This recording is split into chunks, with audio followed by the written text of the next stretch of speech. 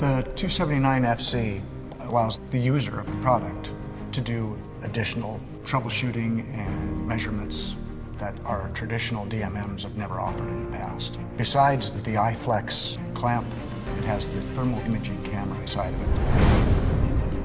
If you've got a problem with your electrical lines and you're getting heat in your breaker panel, for instance, you can go do the work, come back, verify you fixed it so you don't have any obvious issues, and then take your thermal imaging camera and take that picture, send it back to the manager, so it's much more efficient.